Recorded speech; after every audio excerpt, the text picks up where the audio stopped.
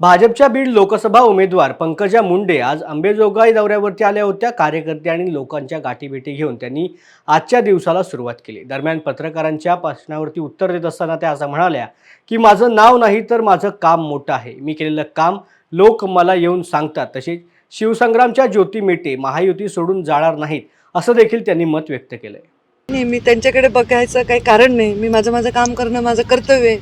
बाकी लोक काय करतायत हा त्यांचा चॉईसचा प्रश्न आहे। त्याच्याविषयी माझ्या मनामध्ये काही असं राग लोभ किंवा वाईट वाटायचं कारण नाही। लोकशाहीत अधिकार आहे प्रत्येकाला चाचपण्याचा। पण त्या आत्ता तरी महायुतीत असल्यामुळे मला नाही वाटलं की त्या युती सोडून जातील।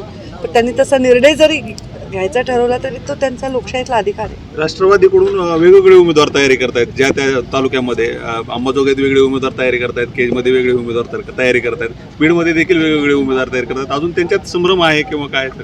कसली तयारी करतात? निवडणुकीची प्रचाराची अंबेजोगाईत कोण करतंय?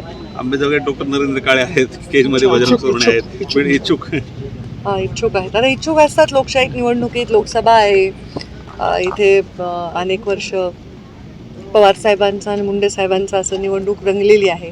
विशिष्ट मतदान ठरलेलं आहे। त्यामुळे कुणालाही असं वाटणं लोकशाहीत ठीक आहे, त्यांचा अधिकार आहे ना त्यांचा।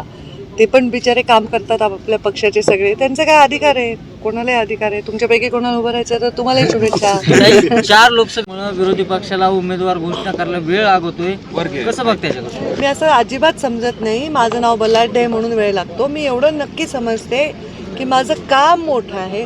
माझा मुंडे साहेबांचा वारसा आहे। मुंडे साहेबांनी आयुष्यभर केलेलं सेवा आहे आणि मी केलेलं काम आहे।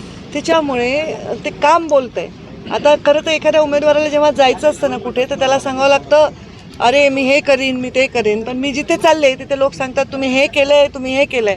म्हणजे अक्षरशः एखाद्या ठिकाणी गेले की लोक सांगतात हा रस्ताही तुम्ही दिलाय, हायवे तुम्ही दिलाय, ग्रामपंचायत कार्यालय तुम्ही दिले। तर ते जे आहे विकास, जे 5 वर्षात मंत्री म्हणून मी केला, तो विकास आणि विश्वास, हेच लोकांचा विश्वास माझ्यावर की पंकजाताई ह्या न्यायप्रिय आहेत।